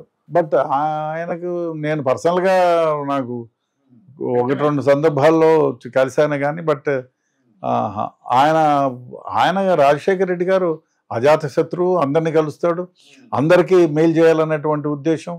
అందరూ ఆయన అంతెందుకండి, ఆయన చనిపోయినప్పుడు ఎంతమంది బాధపడినాను. ఆ విషయానికి వస్తే నేను 1 నెల మనిషిని కాలేకపోయాను. నా అనుకున్న ఒక మనిషి, ప్రతి ఒక్కరూ అట్లే అనుకుంటారండి రాజశేఖర రెడ్డి గారిని. నా బ్రదరు, మా ఫీలింగ్. ఆయనతో ఒకసారి మాట్లాడితే మర్చిపోలేం. జగన్మోహన్ రెడ్డి గారు ఆ పేరు తెచ్చుకుంటే అద్భుతంగా ఉండేదండి. మరి ఆయన గైడెన్స్ సరిగా లేకపోయిందేమో నా అభిప్రాయం. ఓకే అండి. ఇప్పుడు వారికి డబ్బుతో కుదవలేదు కదా. అవునండి. ఇప్పుడు డబ్బుతో కుదవలేదు. పవర్ ఇవాళ వస్తుంది రేపు పోతుంది, కానీ మంచి పేరు ఒకసారి చెడ్డ పేరు వస్తే మళ్ళీ పోదండి. అది పేరు మంచి పేరు. ఇప్పుడు రాజశేఖర రెడ్డి గారిని అనుకుంటున్నాం అంటే కారణం ఏమిటి? ఎస్ఆర్ శంకరన్ గారు మహానుభావుడు, అట్టడుగు వర్గాల్లో ఉండే ప్రజల కోసం ఎంతో సేవ చేసినాడు. ఆయన అర్థం చేతమండి, పెళ్లి చేసుకోలేదు. ఆయన ఈజ్ అ బ్రాహ్మణ్, తమిళ్ బ్రాహ్మణ్, మాధ్వాస్. ఆయన పెళ్లి చేసుకోలేదు. తన జీతంలో అర్ధభాగం పేద ప్రజలకు, ఎస్సీ ఎస్టీ వాళ్ళకి అంకితం చేసి చాలా మందిని చదివించాడు. ఆయన చాలా గొప్ప వ్యక్తి. ఇప్పుడు ఇవాళ అనుకుంటున్నాం చచ్చిపోతే పోయిన వాళ్ళ వెదవలే అనుకుంటారు. అట్లా అనుకునే దానికి లేదు కదండి. ఇంకా మత్తు పదార్థాల గురించి మీరు ఎందుకంటే నార్కోటిక్స్ డిపార్ట్మెంట్ లో వర్క్ చేశారు సార్, ఇది అప్పటికిప్పటికి బాగా పెరిగిపోయినట్టు అనుకున్నాను నేను. ఇది డెఫినెట్ గా పెరిగిందండి. దానికి అనేక కారణాలు. సినిమా యాక్టర్లు కానీ వీళ్ళందరూ కూడా తీసుకోవడం. ఇప్పుడు ఏమైందంటే ఎక్కడ ఈజీ మనీ ఉంటుందో అక్కడ నార్కోటిక్స్ ప్రభావం ఎక్కువ ఉంటుంది. ప్రభావం. ఇంకోటి ఏమంటే ఈ స్మార్ట్ ఫోన్ వచ్చిన తర్వాత ఈజీ టు గెట్ ఇట్. అదే కాకుండా మీకు నార్కోటిక్స్ లో ఏమైందంటే ఇప్పుడు మీరు ఐ థింక్ 98లో నార్కోటిక్స్ కి 2008లో నార్కోటిక్స్ కి 2018లో నార్కోటిక్స్ కి ఇవాళ నార్కోటిక్స్ కి చాలా భేదం ఉందండి. అప్పుడు అవైలబిలిటీ చాలా కష్టంగా ఉండేది. ఎవరో ఒకరిద్దరు తెచ్చిన దానికి గంజాయి వచ్చి మనకి ఇప్పుడు సర్కార్స్ ఈస్ట్ గోదావరిలో, వైజాగ్ రూరల్ ఏరియాల్లో పాడేరు గీడేరు అదంతా ఉండేదండి. ఇక్కడ వస్తే మనకు వరంగల్, అరకు, వరంగల్ ఈ ప్రాంతంలో, వరంగల్లో ములుగు ప్రాంతంలో కానివ్వండి, ఇక్కడంతా ఫారెస్ట్ ఏరియాల్లో అప్పుడు నక్సలైట్ ప్రభావం ఎక్కువగా ఉండేది. ఆ ఫెర్రోస్ లో అంతా వీళ్ళు వేసి ఇక్కడ పంపించేవాళ్ళు, అది ఉండేది. బట్ నార్కోటిక్ డ్రగ్ సేవనం చాలా చాలా చాలా చాలా తక్కువ ఉండేది. ఈ డ్రగ్ బయట నుంచి తెచ్చి అమ్మే ప్రభావం ఎట్లా వచ్చిందంటే, ఇది ముందు ఆఫ్ఘనిస్తాన్ లో నుంచి చిన్నగా మొదలై వచ్చేది మనకు. అది ఎక్కడ మనకి ఆఫ్ఘనిస్తాన్ నుంచి నెమ్మదిగా వచ్చి బార్డర్ తర్వాత పంజాబ్. మీరు చూడండి, ఉడతా పంజాబ్ అనే సినిమా వచ్చింది. నేను మాట్లాడితే ఒక పోలీస్ ఆఫీసర్తో దాంట్లో ఏమి చూపించారో దానికి 10 times ఎక్కువగా సేవనం ఉండేది. ఆ విధంగా పిల్లలు చెడిపోయినారు నార్కోటిక్ సేవనం వల్ల. ఇప్పుడు ఏమైందంటే అవేర్నెస్ ఎక్కువైపోయింది, మీకు తెచ్చే మార్గాలు ఎక్కువైపోయినాయి, పట్టుకోవడానికి పోలీసులు ఉన్నారు కానీ ఎవరు. ఇప్పుడు మీకు చెప్తాను, నార్కోటిక్స్ పట్టుకోవడానికి లోకల్ పోలీసుకి అధికారం ఉంది, ఎక్సైజ్ వాళ్ళకి అధికారం ఉంది, సెంట్రల్ ఎక్సైజ్ వాళ్ళకి అధికారం ఉంది, కస్టమ్స్ వాళ్ళకి అధికారం ఉంది, అదే విధంగా నార్కోటిక్ కంట్రోల్ బ్యూరో వాళ్ళకి అధికారం ఉంది, ఎన్ఐఏ వాళ్ళకి అధికారం ఉంది. ఇంతమందికి ఉన్న విపరీతంగా ఉంది. కారణం ఏమిటి? ఒక సమన్వయ లోపం ఒకటి. రెండోది కోఆర్డినేషన్ లేదు. లోకల్ పోలీసు వాళ్ళకు ఉండే కేసులు పిచ్చ ఈ పొలిటీషియన్స్ పంచాయతీలతోనే సరిపోతుంది వాళ్ళ బతుకులు తెల్లారిపటంలా. సో ఇప్పుడు వాళ్ళు జనసమూహంగా జనాభాల రేషియోలో వాళ్ళని రిక్రూట్మెంట్ లేదు. ఇంతకీ ఇప్పుడున్న పోలీస్ డిపార్ట్మెంట్కి 4 సార్లు పోలీసులను పెంచితే తప్ప దే కెనాట్ క్యాటర్. ఎందుకంటే వైట్ కలర్ అఫెన్సెస్ చూసుకోవాలా, పొలిటికల్ బందోబస్తులు చూసుకోవాలా, ఈ గిల్లి గచ్చాలతోనే సరిపోతుంది వాళ్ళకి, బందోబస్తులతో ఇదైపోతుంది. ఎక్సైజ్ డిపార్ట్మెంట్ వాళ్ళకి ముందు 10 బ్రాందీ షాపులు ఉంటే 10,000 బ్రాందీ షాపులు అయినాయి. ఆ రెంటర్లు కట్టినోళ్ళు, ఎగరగొట్టినోళ్ళు ఇవే చూసుకోవడము, అక్కడక్కడ గుడుంబ పాకెట్లు పట్టుకోవడానికే వాళ్ళకి తెల్లారిపోతుంది. సో దీనిపైన కాన్సన్ట్రేషన్ లేదు. కస్టమ్స్ వాళ్ళు ఏమైపోయింది, కస్టమ్స్ ఎయిర్పోర్ట్లు వాళ్ళకు పెద్ద చేపల్లోనే వాళ్ళకు ఉంది. ఇంకా ఎన్ఐఏ వాళ్ళు నేషనల్ ఇన్వెస్టిగేషన్ టీము, ఇవి నార్కోటిక్ కంట్రోల్ బ్యూరో వాళ్ళేమో పెద్ద చేపలు కావాలి. ఆ పెద్ద చేపల కోసమే చూస్తారు. ఒకవేళ వాళ్ళకి ఇన్ఫర్మేషన్ వచ్చినా వీళ్ళకి చెప్పరు. ఎందుకు చెప్తే చాలా సందర్భం నేను అడిగినా ఒకసారి నార్కోటిక్ కంట్రోల్ బ్యూరో నేను పనిచేసేటప్పుడు, ఏం సార్ మీరు మాకు ఇన్ఫర్మేషన్ ఇవ్వలేదు, ఫలానా కేసులో మీరు డ్రగ్స్ సీజ్ చేసినారంటే, లేదు రెడ్డి అన్న మీకు తెలియదు కానీ మేము ఇన్ఫర్మేషన్ ఇస్తే చాలా సార్లు లీక్ చేసినారు లోకల్ పోలీసులో, అందుకని చెప్పేదానికి వీలు కాదు, మేమే ఏదో చేసినామనే భావన ఉంటుంది. There is no proper coordination. So అందువల్ల నార్కోటిక్ కంట్రోల్ బ్యూరో వాళ్ళు అట్లా. సో ఇవన్నీ జరిగిన తర్వాత మనకేమైందంటే చాలా వేస్ లో వస్తాయి. ఇప్పుడు పార్సల్స్ ఈ మనకి కొరియర్ అంటారు, ఏమైపోయిందంటే కరోనా తర్వాత అందరూ ఇండ్లలో కూర్చొని పార్సల్స్ తెప్పించుకునేది మొదలు పెట్టినారు. ఏ పార్సల్లో ఎవరు చెక్ చేయగలరు? కొన్ని వెబ్సైట్లు ఇవాళ ఇప్పుడు సెంట్రల్ గవర్నమెంట్, స్టేట్ గవర్నమెంట్ ఆ వెబ్సైట్లను కొన్నిటిని ధ్వంసం చేసిన రోజు పుట్టగొడుగుల్లాగా వెబ్సైట్ పుట్టుకొస్తున్నాయి. $100 పెడితే మీకు ఐపీ అడ్రస్ ఇస్తారు, అదేమో అమెరికాలో ఉంటుంది, తెప్పించేవాడేమో ఇండియాలో ఉంటాడు. ఎట్లా పట్టుకుంటారు? ఒకటి. ఇంకొక విషయం, నార్కోటిక్ కంట్రోల్ బ్యూరోలో నార్కోటిక్లో పనిచేయాలంటే ముందు ఒకటి పోలీసులు తప్పిదాలు చెప్తాను. పోలీసు వాళ్ళకి మామూలుగా పట్టుకొనేసి మామూలుగా సీజర్ పంచనామా చేసి కోర్టులో కేసు పెడతారు. ఒక్క అర్ధ గంటలో కొట్టేస్తారు అది. ఎందుకంటే నార్కోటిక్ లో మీరు ఇన్వెస్టిగేషన్ చేయాలంటే దానికి స్పెషల్ నామ్స్ ఉన్నాయి. సో ఆ ప్రకారం ఇన్వెస్టిగేషన్ చేయాలి. చేసి మీరు ఛార్జ్ షీట్ వేస్తే డెఫినెట్ గా 20 ఏళ్లకు తక్కువ కాకుండా మీరు ఛార్జ్ షీట్ బెయిల్ శిక్ష వస్తుంది. అదే కాకుండా మీరు ఇన్వెస్టిగేషన్ ప్రాపర్ గా చేయగలిగితే, ఫైనాన్షియల్ ఇన్వెస్టిగేషన్ చేయగలిగితే, వాడు ఈవేళ నుంచి 5 ఏళ్ల క్రితం వరకు సంపాదించిన మొత్తం ప్రాపర్టీని గవర్నమెంట్ కాన్ఫిస్కేట్ చేయొచ్చు. ఆ విధంగా చేయాలి. ఏమంటే నార్కోటిక్స్ లో కొన్ని సెక్షన్లు ఉన్నాయి, దాని ప్రకారమే ఇన్వెస్టిగేట్ చేయాలి. మ్యాండేటరీ ప్రొవిజన్స్ అంటారు. ఆ ప్రకారం ట్రైనింగ్ ఇవ్వాలి ఈ పోలీసులకి. అది లేదు. ఇంకోటండి, అందరికి చెప్తే అది కాదు. నార్కోటిక్స్ కి ఒక సపరేట్ విభాగం ఉండాలి, దానికి డెడికేటెడ్ స్టాఫ్ ఉండాలి. డెడికేటెడ్ స్టాఫ్ ఇప్పుడు మీరు మామూలుగా బ్రాందీ షాప్ పోయి బ్రాందీ షాప్ కట్టేసిన తర్వాత అన్న క్వార్టర్ ఇమ్మంటే పోవా పోలీసు వాళ్ళు వస్తారు, పక్క పోవా ఈ 50 రూపాయలు ఎక్కువ 4వ షట్టర్ రా అంటాడు. అది 4వ షట్టర్లో అమ్ముతారు పో అంటారు. అంటే అదే మీరు గంజాయో, ఓపియమో, పెద్దటినో, మ్యాండ్రాక్స్ అమ్మేవాని దగ్గర పోయా నాకు కావాలంటే ఎవడో నీకు చెప్పింది చెప్తా కొడతా, నేను ఎందుకు అమ్ముతాను అంటాడు. వాడు 10 సార్లు తిరగాల, వాడిని మభ్య పెట్టాలా, అన్న 50,000 ఇచ్చేయాలి వానికి అడ్వాన్స్.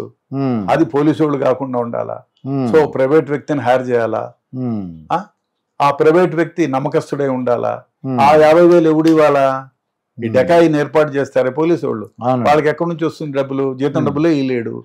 సో ఒకవేళ పోలీసు వాళ్ళకే గవర్నమెంట్ మంచిదై ఎస్ఆర్ అమౌంట్ డెకాయిలకని ఒక 2 లక్షలు, 30 లక్షలు, 20 లక్షలు ఇచ్చారనుకోండి, దాన్ని వానికి డెకాయికుండా ఇళ్ల మేయలేదని గ్యారంటీ ఏమిటి? సో పోలీసులు అవినీతి పరులై ఉంటే డెఫినెట్ గా డెకాయిని ఏర్పాటు చేసాం అదంటాం ఇదంటాం, ఇన్ఫర్మేషన్ రాలేదని తింటారు. కాబట్టి సిన్సియర్ పోలీస్ ఆఫీసర్ ఉండాలా. ఆ డెకాయిల్ని ఏర్పాటు చేసుకున్న వాళ్ళు కూడా ఉండాలా. ఒక 6 నెలలో 8 నెలలో ఓపిక్ గా ఉండాలా.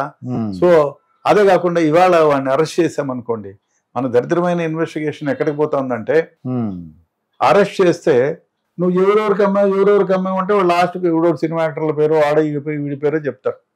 సినిమా యాక్టర్లు అంటే గుర్తొచ్చింది, దావూద్ ఇబ్రహీం అనుచరుడు ఇక్కడ మేము అరెస్ట్ చేస్తాం 2,000 కోట్లు 200 కోట్లతో అప్పుడు ఎప్పుడో 99లో. ఆ దావూద్ ఇబ్రహీమే ఆర్జుడు ఈ నార్కోటిక్ డ్రగ్ ఇండియాలో ప్రవేశపెట్టడానికి. ముందు ఎలక్ట్రానిక్ గూడ్స్ తెచ్చేవాడండి, ఆ తర్వాత దాంట్లో లాభం లేదనుకొని బంగారు డైమండ్స్ స్మగ్లింగ్ చేశాడు. ఇంట్లో కిక్కు లేదనుకున్నాడు, మళ్ళీ నార్కోటిక్ డ్రగ్.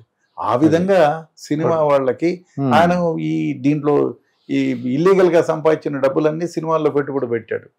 ఆ సినిమా హీరోలను ఉంచుకోవడం, ఆ పెట్టుబడి పెట్టడం, వాళ్ళని బెదిరించడం, ఆ దిశగా చాలా మంది సినిమా యాక్టర్లకు కూడా ఆయన నార్కోటిక్ డ్రగ్ పరిచయం చేసిన. ఆ సినిమా వాళ్ళు ఎందుకు తీసుకున్నారు సార్ హీరోయిన్స్ అంటే? వాళ్ళు ఎందువల్ల అంటారు? వాళ్ళు అవి ఎక్కువగా హీరోయిన్స్ కానీ హీరోస్ కానీ వాళ్ళు ఇది తప్పని తెలిసి కూడా ఎందుకు అది తీసుకోవడం ఏంటి లాభం అంటారు? ఒక మాట చెప్పనా, అది మామూలు టీ లాగాను బ్రాందీ లాగాను కాదు. ఒకసారి పొరపాటున చౌ చూద్దామని చూస్తే అరే రెండోసారి తీసుకుంటే ఏమవుతుంది చూద్దాం అంటాడు. రెండోసారి తీసుకుంటే దాని నుంచి బయటికి రాలేడు. అది అలవాటుకు బానిసైపోతాడు. అందువల్ల నార్కోటిక్ డ్రగ్ సేవనంలో అది ఉంటుంది. అదే విధంగా దానికి అలవాటు పడితే మళ్ళీ బయటికి రాలేడు, జీవితం నాశనం అయిపోతుంది. దానికోసం మర్డర్ చేయడానికి, మానభంగాలు చేయడానికి, ఇంకేమైనా చేయడానికి కనుక డబ్బులు లేకపోతే ఏమైనా చేసి సంపాదిస్తాడు. దాని డ్రగ్ కావాలి, డ్రగ్ కోసం, డ్రగ్ సంపాదించే కోసం ఎవరిని చంపడానికైనా వెనుకాడు. నార్కోటిక్ నేరాలు పెరిగిపోతాయి విపరీతంగా. అదే కాకుండా యూత్ నాశనం అయిపోతుందండి. ఇప్పుడు ఒకసారి నార్కోటిక్ డ్రగ్ సేవనానికి అలవాటు పడిపోతే అయిపోయి దేనిపైన ఉండదు మనకి. 24 గంటలు how to secure narcotic drug, how to use it అని చదువు లేదు, సంధ్య లేదు, ఆరోగ్యం లేదు. ముందు ఆరోగ్యం నాశనం అవుతుంది, చదువు డిస్టర్బ్ అవుతుంది, తల్లిదండ్రులకు భారం అయిపోతాడు, సొసైటీకే లాస్ట్కి భారం అవుతాడు. సో దీని నుంచి బయటకు రావాలంటే చాలా కష్టం. సో రిహాబిలిటేషన్ సెంటర్కి పోవాలి. అదే కాకుండా ఎక్కడ ఫెయిల్యూర్ అవుతుంది ప్రభుత్వం అంటే, ఇప్పుడు ఏదో సందీప్ శాండిల్ అని మంచి ఆఫీసర్ వేశారు, వెరీ గుడ్ ఆఫీసర్. అక్కడ తిరుమలరావు గారు కూడా నిన్న ఎక్కడో స్టేట్మెంట్ లో చూశాను, నార్కోటిక్స్ లో కూడా we wanted to take good decision అని. మంచి ఇదే. ఇక్కడ సందీప్ శాండిల్ గారు చాలా కమిటెడ్ ఆఫీసర్. వారు నేను కలిసి బోల్డ్ సిటీలో పనిచేసాం. He was my DCP, very honest and sincere officer. ఆ విధంగా అట్లాంటి వాళ్ళని వేసి ఇప్పుడు నార్కోటిక్స్ మీద పెట్టి బాగా గొప్ప కొంచెం కాన్సన్ట్రేషన్ చేసింది. అతి ముఖ్యంగా గవర్నమెంట్ చేయాల్సిన పాలసీ ఏమిటంటే, అయ్యా నేను 13 ఏళ్లుగా చెప్తున్నా, మీరు పాఠ్యాంశంగా పెట్టండి. ముందు అవేర్నెస్ రావాలి. ఎస్, చిన్నపిల్లలకు కూడా తెలియాలి. ఎస్. ఇప్పుడు మనం ఎయిడ్స్ గురించి అవేర్నెస్ ఎట్లా పెంచాలంటే ఆ విధంగా అవేర్నెస్ రావాలి. ఆ విధంగా అవేర్నెస్ వచ్చి ముందు కాలేజీల్లో, స్కూళ్లలో పాఠ్యాంశంగా పెట్టాలా, వాళ్ళని ఎడ్యుకేట్ చేయాలా. సామాన్య ప్రజలకు కూడా ఎలక్ట్రానిక్ మీడియా, ప్రింట్ మీడియా, మీలాంటి వాళ్ళందరూ ఎలక్ట్రానిక్ మీడియా, ప్రింట్ మీడియాలో విశేషంగా దాని గురించి చర్చించాలా. టేబుల్ దగ్గర కూర్చుంటే అమ్మో అది నార్కోటిక్ డ్రగ్, వాళ్ళ నాశనం అయిపోయాడంట అంటే, తల్లిదండ్రులకు చదువు వచ్చినోడికి, చదువు రానోడికి ఇప్పుడు స్మార్ట్ ఫోన్ ఉంది, దీని ద్వారా నాటకాలు, చిన్న షార్ట్ స్టోరీలు చేసి సినిమాల్లో ఇవ్వండి, దాని గురించే సినిమాలు తీయండి. నార్కోటిక్ సేవన వల్ల ఏ విధంగా జీవితం నాశనం అయిపోతుందో ఈ విధంగా ప్రజల్ని ఎడ్యుకేట్ చేయగలిగితే ఎవరు దాని జోలికి పోరు. ఎవరు దాని జోలికి పోతే, సపోజ్ నేనే 100 కోట్ల డ్రగ్ తీసుకొచ్చానండి, మీరు ఎవరు సేవించరు, ఏం చేస్తారు? ఆ డ్రగ్ను తగలబెట్టాల్సిందే. ఆ విధంగా జరగాలి. ప్రజల్లో అవేర్నెస్ వస్తే తప్ప ఈ మహమ్మారి నుంచి ప్రజల్ని, దేశాన్ని కాపాడలేదు. ఇది అక్రమ సంబంధాలు ఒకటి ఉన్నాయి సార్. అవి పూర్వం అది ఏంటంటే ఒక real genuine wife and husband కూడా ఒక హోటల్ కానీ రెస్టారెంట్కి లేదంటే ఒక హోటల్కి వెళ్ళాలనుకోండి, భయపడేవాళ్ళు. అంటే అక్రమ సంబంధాలు పోలీసులు హోటల్ మీద, లాడ్జ్ మీద రేడ్ చేస్తారేమో అని ఆ ఫోటోలో వాళ్ళు మొగుడు భార్యాభర్తలను చెప్పుకోవడానికి ప్రూవ్ చేసి పెట్టుకునేవారట. ఇప్పుడు 497 తీసేశారండి. దాంట్లో ఏమంటే, any women of 18 years, any man of 21 years, married, unmarried, willingly can have sex with anybody. ఎవరితోనైనా ఎవరైనా ఉండవచ్చు. అందులో చీటింగ్స్ ఎక్కువైపోయినాయి. ఈ ఫేస్బుక్, స్మార్ట్ ఫోన్ వచ్చిన తర్వాత మేము మగవాళ్ళు అమ్మాయిల్ని చీట్ చేస్తున్నారు, అమ్మాయిలు కూడా మగవాళ్ళని చీట్ చేస్తున్నారు. చీట్ చేయడమే కాదు, నాశనం చేస్తున్నారు జీవితాలను. ఇప్పుడు మనం సినిమా యాక్టర్ల గురించి కూడా చూసాము. నార్కోటిక్ సేవనలో పోయి కొందరు మీకు ఫేస్బుక్ లో బొమ్మ పంపించడం, ఫ్రెండ్షిప్ చేయటం, మీకు మెసేజ్లు ఇవ్వటం, వాళ్ళ న్యూడ్ పిక్చర్లు తీయడం, మగవాళ్ళు అయితే అమ్మాయిలు న్యూడ్ పిక్చర్లు తీసుకోవటం, వాళ్ళని మీరు బ్లాక్మెయిల్ చేసేటప్పుడు. అట్లే ఆడవాళ్ళు కూడా నువ్వు ఇట్లా చేసినావు, నా తక్కువ ఏజ్ నాది, లేకపోతే మిమ్మల్ని కేసు పెడతాను అని చెప్పి బెదిరించటం, బ్లాక్మెయిల్ చేయటం, యాక్సిడెంట్ చేసినారని చెప్పడం, ఇట్లాంటివి ఎక్కువైపోయినాయి. ఇదేమంటే ఎథిక్స్ లేవు, మారల్స్ లేవు. డబ్బు సంపాదించడానికి ఏమి పని చేయడానికైనా వెనకాడు. అంతిమ లక్ష్యం డబ్బు సంపాదించడం. సో దానికి ఎథిక్స్, మారల్స్ కొరబడినప్పుడు, డబ్బు సంపాదించాలి అనేది పరమావధిగా ఉన్నప్పుడు దీన్ని మించిన ఏం పని చేయడానికైనా వెనకాడరు. సో అందువల్ల సమాజం నాశనం అయిపోతుంది. ఇప్పుడు ఏం చేస్తున్నాడు, అక్రమ సంబంధాలతో వాడికి ఏదో సంబంధం ఉంటుందండి. లేకపోతే ఈ అమ్మాయికి ఏదో సంబంధం ఉంటుంది, హస్బెండ్ ని చంపించేస్తుంది, లేదంటే వైఫ్ ని చంపేస్తున్నాడు. స్మార్ట్ ఫోన్ నార్కోటిక్ డ్రగ్స్ కి, అదే కాకుండా ఇల్లీగల్ అఫైర్స్ కి, అదే కాకుండా ఎవరన్నా చంపాలనుకున్నా ఇట్లా దానికి బాగా ఉపయోగపడుతుంది. మీ జీవితంలో బాగా సంతోషం కలిగిన సంఘటన ఉంటుంది కదా సార్, అంటే ఆ డ్యూటీ పరంగా, మీ కుటుంబ పరంగా కాదు, మీ అల్లుడు గారు పెద్ద ఆఫీసర్ గారు మోడీ గారితో వర్క్ చేస్తున్న, అది కాకుండా అంటే జాబ్ పరంగా ఇది ఎక్సలెంట్, నాకు చాలా సంతోషం కలిగింది ఆ రోజు. చాలా సందర్భాలు ఉన్నాయండి. ఒకటి ఈ నందరాజు గౌడ్, పాపాయ్ గౌడ్, శ్రీనివాస్ గౌడ్ అని అవునండి, ముగ్గురు బీజేపీ లీడర్ని మర్డర్ చేశారు, పాకిస్తాన్ లో ట్రైనింగ్ వచ్చిన వాళ్ళు. ఓకే అండి. మాకు ఒక ముస్లిం ఆఫీసరే హెడ్ గా ఉన్నాడు, హిమాయత్ అలీ ఖాన్ అని. ఓకే, ఆయన నేను కలిపి ఇన్వెస్టిగేట్ చేశాం. అందులో ఒక ముస్లిం కానిస్టేబుల్, టర్మినేట్ అయిన కానిస్టేబుల్ మాకు ఇన్ఫర్మేషన్ ఇచ్చినారు. ఆయన్ని పట్టుకుంటే ఆయన చెప్పిన విషయాలన్నీ చూస్తే ఈవెన్ అప్పుడు అతుల్ బిహారీ వాజ్పేయిని కూడా చంపాలని ప్లాన్ చేశారు వాళ్ళు. అంతవరకు ఆ కేసు డిటెక్ట్ చేసినప్పుడు వాళ్ళు మళ్ళీ లోకల్ పోలీసులు అప్పచెప్పిన తర్వాత ఎన్కౌంటర్ అయిపోయారు, మాకు సంబంధం లేదు. బట్ ఆ కేసు డిటెక్ట్ చేసినప్పుడు చాలా చాలా చాలా సంతోషం అనిపించింది. ఆ తర్వాత ఈ నేను కౌంటర్ ఫిట్ కరెన్సీలో పనిచేసేటప్పుడు, అంటే దొంగ నోట్లు అండి, దొంగ నోట్లు ఈస్ట్ గోదావరి జిల్లాలో చాలా ఎక్కువ ఉండేది. మెడ్రాస్లో 10 రూపాయల నోట్లు ప్రింట్ చేసినారు. మేడపాటి పాపిరెడ్డి అని గొల్లల మామిడాడ. ఆ తర్వాత ఇంకా చాలా ప్రదేశాల్లో, రాజమండ్రిలో చేశారు తిక్కోటి హరి అని హోటల్, ఇంకా చాలా మంది ఉన్నారు. సుబ్బారావు, అనపర్తి సుబ్బారావు అని, ఇట్లా ఒక పెద్ద గ్యాంగ్ ఉండేది. ఆయన మేడపాటి పాపిరెడ్డిని అరెస్ట్ చేయాలని నా ముందు ఉన్న పోలీస్ ఆఫీసర్లు 3 ఏళ్లుగా తిరిగారు. అంటే వాళ్ళలో కొందరు నిజంగా తిరిగారు, కొందరు డబ్బులు తీసుకొని వెనక్కొచ్చారో ఏమిటో మరి తెలియదు. కానీ మాకు ఎంవి కృష్ణారావు గారు కదా అని డీజీ గారు రిటైర్ అయినారు, ఆయన మాకు ఎస్పీగా ఉండే. రెడ్డన్నా నువ్వు పోయి కూడా ప్రయోజనం ఏముందా, నువ్వు వెనక్కి వస్తావులే పో అన్నాడు. పోయాము. 4 రోజులు డిటి నాయక్ గారు ఎస్పీ కాకినాడ ఉన్నాడు. ఆ టైంలో పోయి ఆయన వెహికల్ ఇచ్చారు.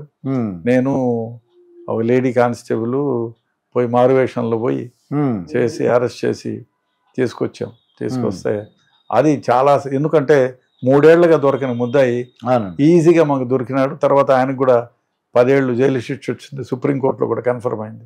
నిజంగానే ఆనందకరమైన విషయం అయింది. అదే చాలా హ్యాపీగా అనిపించింది. ఎంతమంది అమాయకులను కాపాడారు మీరు? అది చాలా మందిని మోసం చేశారు. దొంగ నోట్లు, మంచి నోట్లకు దొంగ నోట్ల మార్పిడిలో చాలా మందిని. మొత్తం సర్కార్ బెల్ట్ చిత్తూరు దగ్గర నుంచి శ్రీకాకుళం వరకు 100 కేసులు ఉండేవి. ఆ విధంగా అదొకటి. తర్వాత ఈ నార్కోటిక్స్ లో పనిచేసినప్పుడు దావుద్ ఇబ్రహీం అనుచరుడు ఒకడు ఉండేవాడు, రూపాని అని. ఆయన అరెస్ట్ చేసినప్పుడు అది చాలా, ఆ కేసు కన్విక్షన్ వచ్చినప్పుడు ఆ కేసులో చాలా ఇబ్బందులు పడ్డాం. అది లాస్ట్ సక్సెస్ఫుల్ అయ్యి ఆయనకు 20 ఏళ్ళు జైలు శిక్ష పడింది, ఫైన్ కూడా విధించినారు. ఆ కేసు అప్పుడు కూడా మాకు చాలా హ్యాపీగా అనిపించింది. ఇట్లాంటి చాలా కేసులు అండి, చాలా సందర్భాలు. మీరు చాలా మంచి విషయాలు చెప్పారు. ఒకసారి ఏం చేద్దాం అంటే మీ పర్సనల్ ఎక్స్పీరియన్స్ గురించి వేరే, ఇందాక అన్నట్టు గుర్తేడి కానీ ఇంకా మిగతా అన్ని కూడా చూద్దాం సార్. నెక్స్ట్ ఒక వీడియో ఎదురుగా మళ్ళీ ఒకసారి తప్పకుండా మంచి ఏదన్నా సమయానుకూలంగా వస్తుంటాయండి. అది ఆ ఇష్యూస్ వచ్చినప్పుడు మీ దగ్గరకు వస్తాను సార్. ఇదండి రెడ్డి అన్న గారితో జరిగిన ఇంటర్వ్యూ. మరొక ఇంటర్వ్యూతో మీ ముందుంటాను. మీ మాస్టర్ దుర్గా ప్రసాద్. నమస్కారం. నమస్కారం.